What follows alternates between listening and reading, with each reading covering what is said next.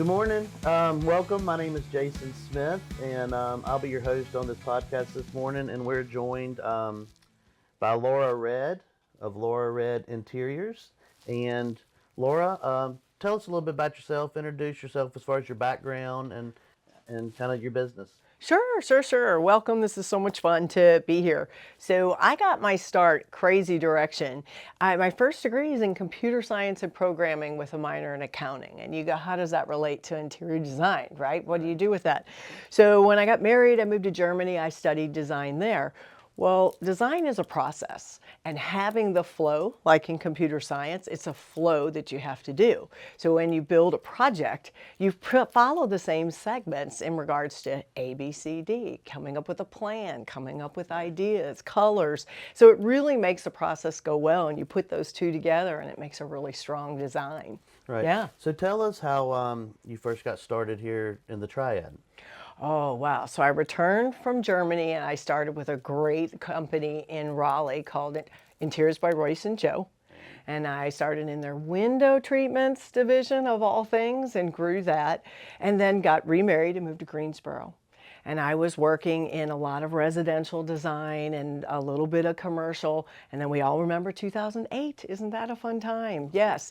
But I stayed residential, and that's what kept it going. So from staging to window treatments, and then I got into remodeling and working with things like that. And that's kind of how I got my start. Nice. Well, Yeah. tell us, so lots of folks, I think, maybe don't understand the role of the interior design. Yeah. So tell us, maybe generally speaking, what that role looks like and why it's important for a homeowner that's going to be doing a new build or a remodel. Sure. So the interior designer is really the one person who's going to know all the elements going on the project.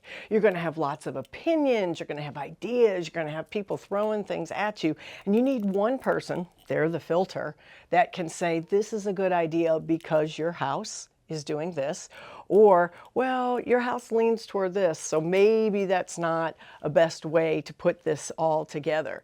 The designer is the person who brings the new ideas. We all love farmhouse. It was beautiful, but that's not new.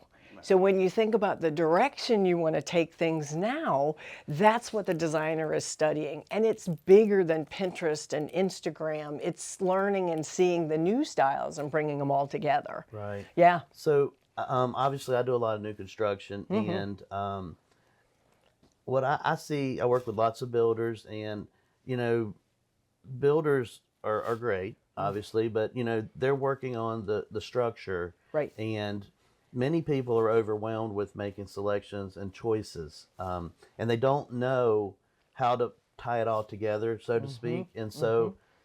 What is involved as far as what's your thought process with helping a homeowner kind of blend all that together and takes a little bit of pressure, I think, off of the home buyer when they're going through, they're making the biggest purchase of their life, and these decisions can be very stressful, and not knowing if things are gonna, one room are gonna tie into the next room or whatnot. What advice and what are your thoughts on that? So when you get into a new construction or even a remodel, one place is your center, and we all know that's the kitchen. We all start there. So you've got to have one element that's going to start linking everything back together. This is a big puzzle. So that's usually like the kitchen countertop or a dynamic backsplash. That's where your color base comes from. That's what you're going to build from. You're not going to have a red countertop and then suddenly shift over to something light blue somewhere else on your walls.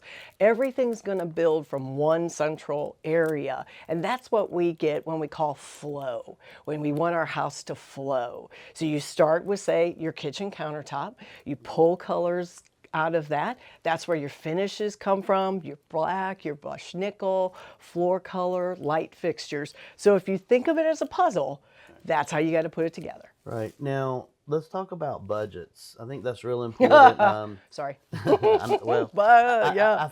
I find during our sales process, when we're working with clients, and some have designers, some do not.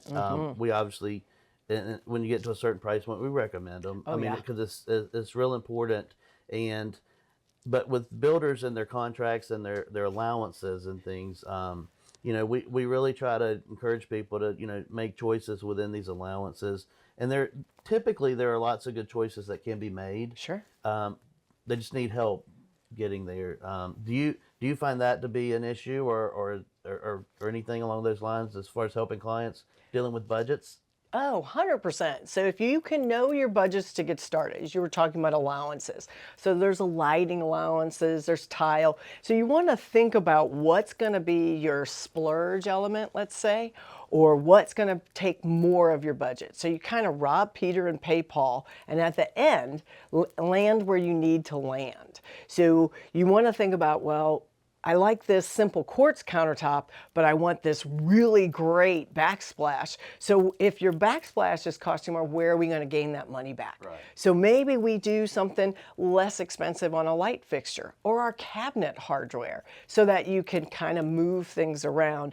But the worst thing you can do is fall in love with, say, a level 6 granite on your countertop when you know that's going to be a big challenge to recoup, unless you know you're going to go over budget. Yeah, and during this process of making selections, these buyers go to different venues to make selections and things, and we know their jobs, they're salespeople. That's right. Yeah. So they're there to sell, and so I always think it's a good idea to have somebody with you in your corner to help you stay with, keep your eyes off the stuff that you don't need to put your Sure, eyes on, sure. because if you're not there, you might get shown stuff, and next thing you know, you're writing a check for $20,000 in overages Exactly. before you even know it. And now you're set. So I always think that's always been one challenge for us. But tell me, if you could, to our listeners, what are two or three things that you would say bring value from a design perspective by hiring an interior design professional? What this is your chance to tell them what value does it bring. We were talking about added value earlier Sure. off camera. Yeah. What explain the added value. Sure. So we all love champagne, but we've got to sometimes drink a beer. That just is the way, that's what we've got to do. But that's what the designer can bring to your project. Not everything has to be so expensive. If it's great, it's going to have a knockoff. And sometimes you can pass that off in a lot of great ways. So let's just take it to lighting. Lighting can be extremely expensive. There's some beautiful things in it, and it's worth it. But does the pendant light over the sink need to be a $3,000 fixture? No. The chandelier in the dining room does. That needs to be pretty wow. Right. So when the designer comes on, she can help you direct. You can go walk through a great showroom and see beautiful lighting, but then there's ways to tailor it and bring it into budget, looking at different vendors. So I often bring in, because I have my own vendors, I can get a better price point and pass that on to my client. That can carry through with tile, it can carry through with lighting, fabrics, all the different types of levels when it comes to building a home. So the designer has the knowledge of how to do things that we see in these beautiful pictures that we want, but maybe a little bit better price point so you can get that added value throughout the whole home. I think if you watch TV, it looks easy. Oh yeah. It's that puzzle thing again, right? Knowing how all looks those really pieces easy on come television, together. but I'm not sure it's quite that easy. No, because we have, 800 faucets, right? There's so many faucets. So some people go, yay, 800 faucets. And other people go, oh my God, 800 faucets. So the designer narrows it down. So like when I work with somebody, I'll bring in like 3 choices and have talked with them about what their wants and needs are. And then they aren't so overwhelmed. And then they might branch out a little bit more and do something. Oh, I'll go with you. And some people are just anti, I'm not going. So when you're talking to a client, do you have an initial meeting with them to kind of go through the process? What does that look like? Like, what does that initial meeting entail? Sure. So I'm a little different than most designers because I don't have a style and bring it to the project. Right. I want to learn my client. I ask about hobbies and pets and kids. Someone who likes to entertain and be 5-star doesn't want something that looks like a cabin. Our personalities have to match. So when you start talking with them and learning about what they really want in their home, that's how you start bridging the ideas. I always always tell them, bring me your Instagram photos and stuff. We may not, I don't like to copy anything, but we want to see what their designs are and their ideas. Pictures start to tell the story, and it allows us to stay on track as we build these design ideas. So I always ask them, bring me your stuff so that we can look at it. What do you like here? And that starts building the ideas and shows me a lot about what they really enjoy. Right. Yeah. What and in this process, at some point, you sit down with a set of plans on the new builds, Right. or remodel for that matter. But Yeah. do you start, I mean, on the outside and then work your way in? I mean, is that the kind of the process? So you kind of have a theme and a style? It kind of starts with each client. So like if we're starting in a kitchen remodel, we're going to start there and build this out. And then you can start having the conversations of how it will trickle into all the other areas and takes it to the outside. Because it seems like once you've upgraded something inside, you think about, well, gosh, what's going to happen when we walk to the front door and my lights look terrible? So simple things like that start bridging it. Yeah, yeah, yeah. So you mentioned earlier, which I think is a very good point, is you don't really bring your style to the client. You kind of learn the client and bring their style to them. Correct. So I think that's a really neat way to look at it, and I think that probably makes every project then different. Oh, it's super So fun. and more fun. Yes. I guess. And what is the involvement of your clients? So that I'm assuming you try to make it as fun and interesting and inclusive as possible. Exactly, exactly. You want to get them engaged and excited because a lot of times people come to a project and they're nervous. They're like, how's this all going to go? I don't know how to do this. I have a budget. So when you start involving them and showing them what they can have and how it's going to build, then they get excited. I love to give homework. Like, go find me 3 chandeliers that you really think are going to be great. And you can look for this online because some people don't want to go shopping and get out in all the craziness. So they can pull pictures from all over. And I welcome them to go to a site called Houzz, and it's Houzz. That's a professional network of designers from all over the world. So you can see things from Italy and France and Japan and great ideas that you're not always going to see, especially like in our geographic location, we kind of get sucked into the South designs. And so when people want something different, that's how you can start to introduce it and really show them what else is there. Right. Yeah. We get I think Parade of Homes, the remodel home, it's Yeah. remodeler tours coming Yeah, up, yeah, which yeah. you have homes in it. I do. Right? I'm so excited. Talk to the listeners about the tour of remodeled homes. Yeah, so the Tour of Remodels Homes, I'm going to welcome everybody to go. It is just an absolute ball. This is where builders and remodelers really get to showcase what they do, how they've done it, and the transformations. So we have 3 homes on the tour. We have 3 that are on virtual tour and 1 in person, and the 1 in person is absolutely a full remodel, and we got to integrate a really cool island, and the granite and the wood come together, and so it's very unique to what they wanted because they were from Indiana. So that's a very, very different environment than what we have. So the tour's a great place to go and see how to take what you have and make it into something what you want, and that's what makes it fun. All right, now we're going to get into some rapid fire questions. Oh my Okay. gosh. Okay, right. So Jeopardy. what is your favorite kind of client to work with, or is there a favorite? Yeah. Well, I have 2. So one is someone who's super involved and says, hey, what do you think? What do you think? And then is my hands off. Here's a design. We kind of like this. Hey, we'll see you in 6 months. They don't want approval of anything. They just write you a check, everybody's favorite, and you create this beautiful design, and you really get that big scene where they walk in and go, oh my gosh, I never knew, because you're not restricted in any way, and that's really fun. Well, that's Yeah. good answer. So both sides. All right. To a non-imaginative person, when you walk into a room and see a space, we may see just blank space. What do you see? So it's opportunity and what it can actually become. You see something every single day that you think that's all it can be. This is fresh and new for me. I'm going, oh, this could be this. Have you thought of, you don't want a dining room. Is this a tasting room now? Is this a gathering room? Is it, so the potential of the space and what it can become, that's the fun. and then Good. selling that. Very cool.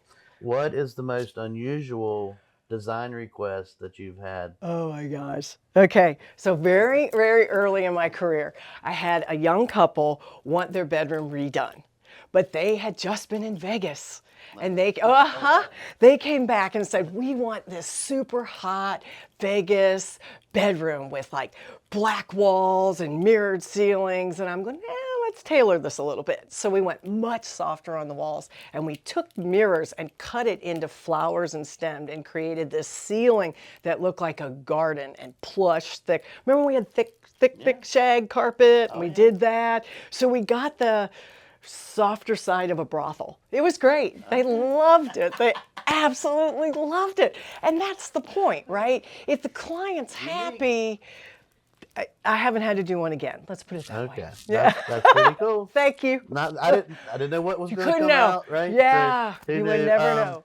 So tell me, I know this is always, and I know you get asked this all the time.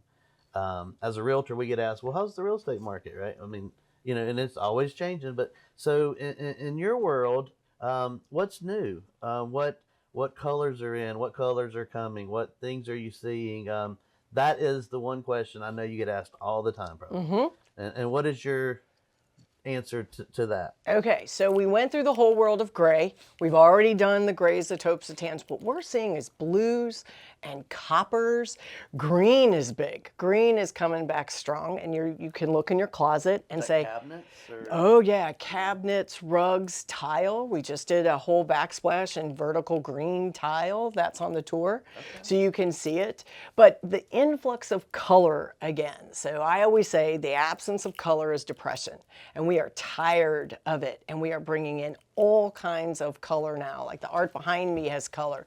You can bring that into that neutral palette without having to change everything. You can do it in rugs and art, and accessories, and change it up quickly and easily without having to bust the budget. Right. And people like change. They've gotten used to it again. Every 3 to 5 years, we want something fresh, and some even sooner than that. Like I had a client that had drawers of accessories under her bed. And she goes, will you help me? And I pulls out, I was like, this is a mini TJ Maxx. This is great. So you could just accessorize with it. Yeah. On the outsides, just on a side note, in the custom world, we're seeing a lot of white brick.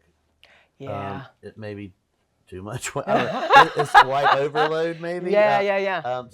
So what? And I go travel different markets as well, and it's good for me because I bring back ideas to builders, and I like to see what's going on new. And in other markets, we see a lot of these modern looking homes with big front doors and the light color bricks, and then the dark accent. Yep. Is that still coming, or is it here, or is it passing, or what? I just feel like we were we're in this transition, and what do you see coming as far as styles on the exterior? Sure. So yes to the white brick, but we're seeing it kind of shift over into like a taupe or a pale tan, but not yellow based. Yellow, I don't know if ever is going to come back in any way. But then accent with the darker colors. I'm seeing a shift off of the black to the oil rub bronze, a little bit softer and a little bit more cohesiveness versus shocking differences of color, like the white to the black windows. That seems to be getting a little bit softer. I'm seeing people incorporating different types of sidings. I'm working with a client now that's they have masonite, and that's all we're going to say, and they're going to like a clapboard type of finish, and then standing seam and putting in a freeze board, which is what breaks the two areas so you can shift. But it's all within the same color family, working with just different textures. But I'm seeing people go from navy blue on their house now all the way to the taupes. And I think it's just finding what appeals and then creating, because people want their own. Yeah, agree. Yeah. And, I'm a fan of different materials because I think it gives a home more character. I know around here there's a lot of brick. We're in brick country. You get to Raleigh, Charlotte, you start seeing more of the hardy type board, product. shaker lick. So, but I think there's a balance, and so when I'm meeting with builders, I try to encourage them to find plans that have some balance and that are interesting and that complement other homes around them, Oh so yeah. so that we don't have, just these brick homes with a little bit of stone, or a little, just maybe, try to plan more and work with a designer to help Mm-hmm. you do that and achieve that, because at the end of the day, it helps your values. Correct. And so we were talking about this off air, again, and the added value of a designer. So this is my push to anybody listening. If you're on the fence, talk to a designer. Yeah. Let them help you, because when we, meaning me and most individuals, we might do Mm-hmm. projects that in the kitchen, and we don't think down the hall because we're just doing the kitchen. Correct. But you need to be thinking, oh, have a plan, Mm-hmm. and maybe you don't do that plan all at one time, Mm-hmm. but you do have a plan. and, Exactly. and so I think that's where the value comes in, is having a designer work with you to come up with that plan. It's no different than a landscape plan. Correct. You install those in different phases, but Correct. it's still the plan. When it will be the same at the end, Exactly. and the end result's what matters. Exactly. So, Yeah. Yeah. Yeah. all Yeah. right. Yeah. Well, that's going to wrap us up with this episode. Thanks, Laura. Thank If you. you have questions or want to talk to Laura, you can visit her website at redinteriors.com, and Mm-hmm. that's two D's. Mm-hmm. Redinteriors.com. Thank you. Thanks.